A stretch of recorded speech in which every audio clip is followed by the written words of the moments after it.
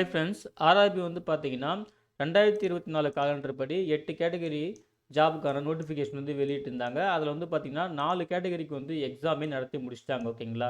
கடந்த நவம்பர் 25ஆம் தேதியிலிருந்து டிசம்பர் 30ஆம் தேதி வரைக்கும் வந்து பார்த்தீங்கன்னா ALP, RPF SI, technician, JE exam வந்து நடந்து முடிஞ்சிச்சு. அதை தொடர்ந்து வந்து பார்த்தீங்கன்னா இப்போ கான்ஸ்டபிளுக்கும் வந்து பார்த்தீங்கன்னா ஒரு அப்டேட் வந்து வந்திருக்கு. ஓகேங்களா? இப்போ கான்ஸ்டபிள் வந்து பார்த்தீங்கன்னா நீங்கள் வந்து உங்கள் அப்ளிகேஷன் ஸ்டேட்டஸ் வந்து செக் பண்ணிக்கலாம். ஸோ அதை பற்றின முக்கியமான விவரங்களை நம்ம பார்க்கலாம். ஓகேங்களா? ஸோ நீங்கள் இதுக்கு என்ன பண்ணணும்னா ஃபஸ்ட்டு வந்து ஆர்ஆர்பி அப்ளை டாட்னு சொல்லிட்டு கூகுளில் சர்ச் பண்ணிக்கோங்க. சர்ச் பண்ணோன்னே பார்த்தீங்கன்னா ஃபஸ்ட்டே வந்து லிங்க் இருக்கும், ஆர்ஆர்பி அப்ளை டாட் கவர்மெண்ட் டாட்னு சொல்லிட்டு அதை வந்து கிளிக் பண்ணுங்கள். கிளிக் பண்ணதுக்கப்புறம் வந்து பார்த்தீங்கன்னா இந்த மாதிரி வந்து உங்களுக்கு வெப்சைட் வந்து ஓப்பன் ஆகும். அதில் வந்து இங்கே அப்ளை அப்படின்னு சொல்லிட்டு ஒரு ஆப்ஷன் இருக்கும். அந்த ஆப்ஷன் வந்து நீங்கள் கிளிக் பண்ணுங்கள். கிளிக் பண்ணதுக்கப்புறம் இந்த மாதிரி வந்து ஷோ ஆகும், கிரியேட் அன் அக்கௌண்ட், அதுக்கப்புறம் ஆல்ரெடி ஹேவ் அன் அக்கௌண்ட் அப்படின்னு சொல்லிட்டு இருக்கும். நீங்கள் வந்து இந்த ஆல்ரெடி ஹேவ் அன் அக்கௌண்ட் வந்து கிளிக் பண்ணுங்கள். கிளிக் பண்ணதுக்கப்புறம் லாகின் பேஜுக்கு வந்து போகும். சரிங்களா? இங்கே வந்து பார்த்தீங்கன்னா உங்கள் இமெயில் அட்ரஸ் இல்லைனா மொபைல் நம்பர் ஏதாவது ஒன்று வந்து என்ட்ரு பண்ணிவிட்டு உங்கள் ரிஜிஸ்ட்ரேஷன், அதாவது ஒன் டைம் ரிஜிஸ்ட்ரேஷன் பாஸ்வேர்ட், சரிங்களா, அதை வந்து என்ட்ரு பண்ணிவிட்டு ஐ எம் நாட் ரோபோட் சொல்லிட்டு இங்கே இருக்கும், அதை கிளிக் பண்ணி வெரிஃபை பண்ணிவிட்டு அதுக்கப்புறம் லாகின் சொல்லிட்டு இருக்கும், அதை வந்து கிளிக் பண்ணணும். ஓகேங்களா?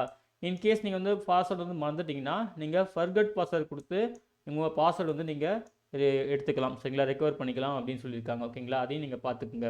ஸோ இது போல் லாகின் பண்ணதுக்கப்புறம் வந்து பார்த்தீங்கன்னா உங்களுக்கு வந்து இதுமாதிரி டேஷ்போர்டு வந்து வரும், மை அப்ளிகேஷன் சொல்லிட்டு. நீங்கள் ஆர்ஆர்பிக்கு வந்து என்னென்ன போஸ்ட்டுக்கெலாம் அப்ளை பண்ணீங்க அந்த போஸ்ட் லிஸ்ட்டு, சரிங்களா, அந்த நேம் லிஸ்ட்லாம் வந்து ஷோ ஆகும். அதில் ஃபஸ்ட்டு வந்து பார்த்தீங்கன்னா ரிஜிஸ்ட்ரேஷன் நம்பரும் இருக்கும், அப்புறம் போஸ்ட் நேம் இருக்கும், அதுக்கப்புறம் அப்ளிகேஷன் ஸ்டேட்டஸ், பேமெண்ட் ஸ்டேட்டஸ் அப்படின்னு சொல்லிட்டு ஒவ்வொரு ஆப்ஷனாக இருக்கும். சரிங்களா? மாடிஃபிகேஷன் ஆஃப் ஸ்டேட்டஸ், ஒரு பேமெண்ட் அப்படின்னு சொல்லிட்டு பேமெண்ட் ஹிஸ்ட்ரி வரைக்கும் இது மாதிரி ஆப்ஷன் இருக்கும்.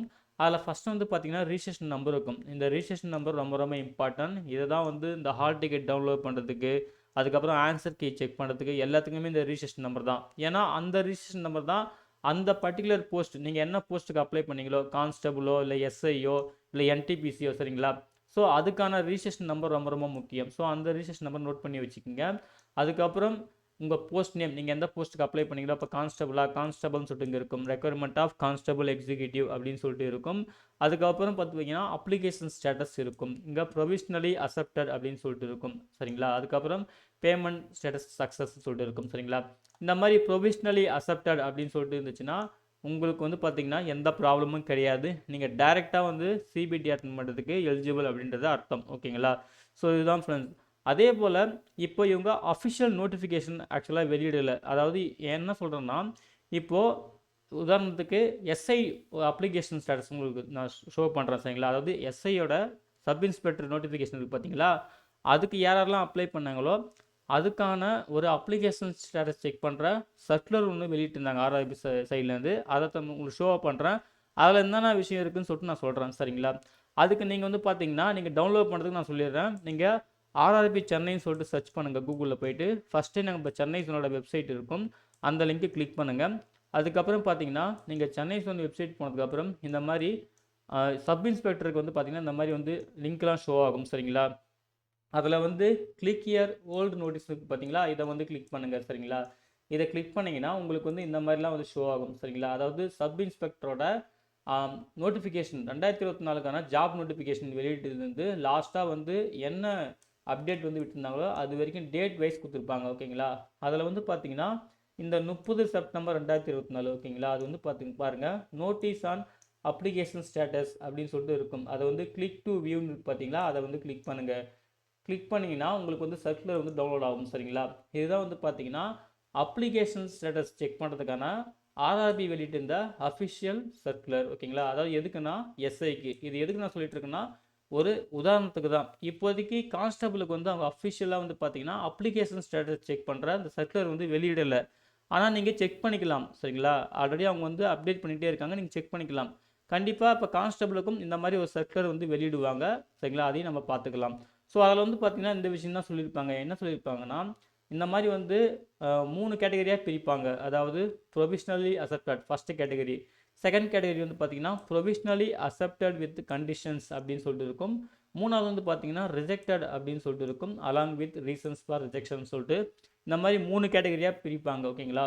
உங்கள் அப்ளிகேஷன் ஸ்டேட்டஸில் ப்ரொவிஷ்னலி அக்செப்டட் அப்படின்னு சொல்லிட்டு ஃபஸ்ட்டு கேட்டகரி, ஓகேங்களா, இந்த கேட்டகரியில் இருந்துச்சுன்னா உங்களுக்கு 100% நோ ப்ராப்ளம் அப்படின்னு சொல்லிட்டு அர்த்தம். சரிங்களா?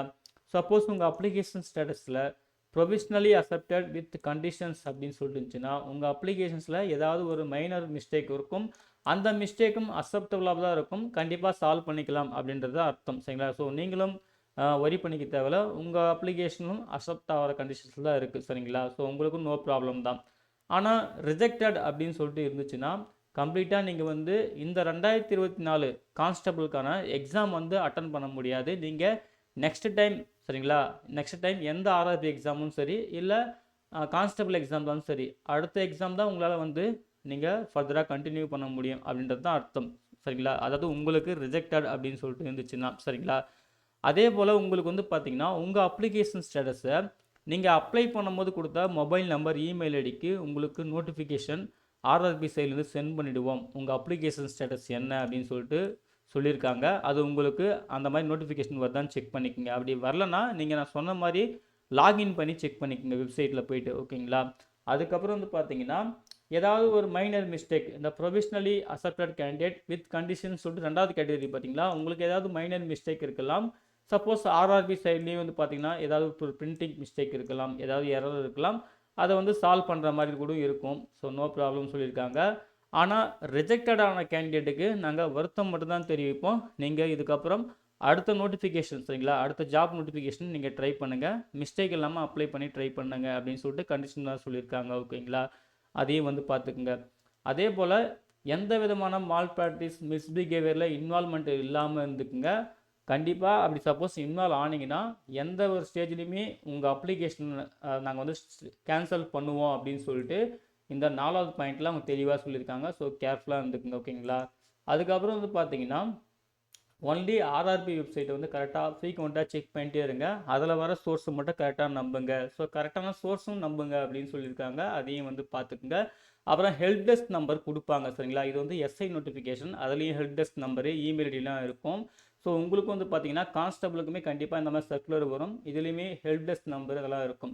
ஏன் இந்த ஹெல்ப் டெஸ்க் நம்பர்னா, சப்போஸ் உங்கள் அப்ளிகேஷன் ஸ்டேட்டஸ் செக் பண்ணுறப்போ உங்களுக்கு வந்து ரிஜிஸ்ட்ரேஷன் நம்பர் மறந்து போச்சு, சாரி இந்த மாதிரி பாஸ்வேர்டு மறந்து போச்சுன்னு பார்த்தீங்கன்னா நீங்கள் வந்து ரெக்கவர் பண்ணுறதுக்கு ஒரு ஆப்ஷன், உங்கள் மொபைல் நம்பர் ஒர்க் ஆகலை இல்லை இமெயில் ஐடி வந்து ஒர்க் ஆகலை அப்படின்ற பட்சத்தில், சரிங்களா, ஸோ இப்படி தான் நீங்கள் வந்து காண்டாக்ட் பண்ணி ரெக்கவர் பண்ணி ஆகணும். ஸோ இப்படி தான் ஃப்ரெண்ட்ஸ், அதாவது அப்ளிகேஷன் ஸ்டேட்டஸ் செக் பண்ணுற அந்த சர்க்குலர் நோட்டிஃபிகேஷன் இப்படி தான் வந்து விடுவாங்க. இது எஸ்ஐக்கான நோட்டிஃபிகேஷன். ஸோ வெயிட் பண்ணுங்கள். கண்டிப்பாக ஆர்பிஎஃப் கான்ஸ்டபிளுக்கும் இந்த மாதிரி சர்க்குலர் வரும். அதில் என்ன சொல்லியிருக்காங்க பார்க்கலாம், என்ன ஹெல்ப் டெஸ்க் நம்பர் கொடுக்கலாம்னு பார்க்கலாம். சரிங்களா? இப்போதைக்கு நீங்கள் உங்கள் இமெயில் அட்ரஸ், இந்த மொபைல் நம்பர், அப்புறம் உங்கள் பாஸ்வேர்டு வச்சு நீங்கள் லாகின் பண்ணி உங்கள் அப்ளிகேஷன் வந்து ப்ரொவிஷ்னலி அக்செப்டடாக என்ன ஸ்டேட்டஸில் இருக்குதுன்னு செக் பண்ணிக்கோங்க. அதுக்கப்புறம் அஃபிஷியலாக வந்து நோட்டிஃபிகேஷன் வந்த அப்புறம் நம்ம அகைன் வந்து பார்க்கலாம். சரிங்களா? அதே போல் யாராவது பாஸ்வேர்டு மறந்துட்டாலோ இல்லை உங்களால் லாகின் பண்ண முடியலன்னா ப்ராப்ளம் இருக்கும் அப்படின்னு சொல்லிட்டு நான் அதை பற்றி டீட்டெயிலாக நெக்ஸ்ட் வீடியோலையும் போடுறேன். சரிங்களா? நீங்களுமே உங்களுக்கு ஓல்டு நோட்டிஃபிகேஷன்லாம் வேணும், இப்போ நான் சொன்னேன் பார்த்தீங்களா, இது வந்து எஸ்ஐ நோட்டிஃபிகேஷன் சொன்னல, அந்த மாதிரி உங்களுக்கும் கான்ஸ்டபிளுக்கான ஓல்டு நோட்டிஃபிகேஷன்லாம் பார்க்கணுன்னா அதே போல் சென்னை ஜோன் வெப்சைட்டில் போனீங்கன்னா இந்த மாதிரி கான்ஸ்டபிள்னு சொல்லிட்டு இது போல் லிங்க்லாம் இருக்கும். சரிங்களா? இதில் வந்து கிளிக் ஹியர் ஹோல்டு நோட்டீஸ்னு சொல்லிட்டு இருக்கும். அதை வந்து கிளிக் பண்ணிங்கன்னா இந்த மாதிரி கான்ஸ்டபிள் சம்மந்தமான நோட்டீஸ்லாம், சரிங்களா, அதாவது ஆன்லைனில் அப்ளை பண்ணுறதுலேருந்து என்றைக்கு ஸ்டார்ட் ஆயிடுச்சு, 15 ஏப்ரல்லேருந்து ஸ்டார்ட் ஆயிடுச்சு. சரிங்களா? 15 ஏப்ரல் 2024 ஸ்டார்ட் ஆயிடுச்சு. லாஸ்ட்டாக என்றைக்கு அப்டேட் ஆயிருக்கு, 15 ஏப்ரல் 2024 என்ன இருக்குதுன்னு பார்த்தீங்கன்னா ஃபேக், அதாவது கொஷின்ஸ் இருக்குது. அப்புறம் 15 ஜூன் 2024 லாஸ்ட்டாக இதான் வந்து அப்டேட் பண்ணியிருக்காங்க. ஓகேங்களா? என்ன அப்டேட் பண்ணியிருக்காங்கன்னா அப்லோடிங் ப்ராப்பர் பாஸ்போர்ட் சைஸ் அப்படின்னு சொல்லிட்டு சொல்லியிருக்காங்க. ஸோ இந்த மாதிரி நீங்கள் செக் பண்ணிட்டே இருக்கலாம் அடிக்கடி. ஓகேங்களா? ஸோ இவ்வளோ தான் ஃப்ரெண்ட்ஸ். இதுதான் வந்து பார்த்தீங்கன்னா ஆர்ஆர்பி சைட்லேருந்து இப்போதைக்கு ஆர்பிஎஃப் கான்ஸ்டபிளுக்கு வந்து அப்டேட் பண்ணியிருக்கிற விஷயம். சரிங்களா? ஸோ சூன் நம்ம வந்து ஆர்பிஎஃப் கான்ஸ்டபிளுக்கு இந்த மாதிரி அப்ளிகேஷன் ஸ்டேட்டஸ் செக் பண்ண நோட்டீஸ் வந்து எக்ஸ்பெக்ட் பண்ணலாம். கண்டிப்பாக வந்து விட்டுருவாங்க ஒரு சில நாள்லே. அதுக்கப்புறம் எக்ஸாம் ஷெடியூலும் வந்து பார்த்திங்கன்னா கூடிய விரைவில் விடுற மாதிரி தான் இருக்குது. ஓகேங்களா? மேக்ஸிமம் பிப்ரவரி எண்டில் மார்ச்சில் வந்து ஸ்டார்ட் ஆகிறதுக்கான வாய்ப்பு இருக்குது. சரிங்களா? ஸோ வெயிட் பண்ணி பார்க்கலாம். நம்மளும் தொடர்ந்து அப்டேட் பண்ணிகிட்டே இருக்கோம். சரிங்களா? தொடர்ந்து ஃபாலோ பண்ணிகிட்டே இருங்க. ஓகே ஃப்ரெண்ட்ஸ், இந்த தகவல் தான் உங்கள்கிட்ட ஷேர் பண்ணிக்கலாம்னு இருந்தேன். இந்த வீடியோ பிடிச்சிருந்தா மறக்காமல் லைக் பண்ணுங்கள், மறக்காமல் உங்கள் ஃப்ரெண்ட்ஸுக்கும் ஷேர் பண்ணுங்கள். அட்லீஸ்ட் ஏதாவது ஒருத்தருக்காவது ஹெல்ப்ஃபுல்லாக இருக்கும். சரிங்களா? எல்லா எக்ஸாம் நல்லா ப்ரிப்பேர் பண்ணுங்கள். தேங்க்யூ.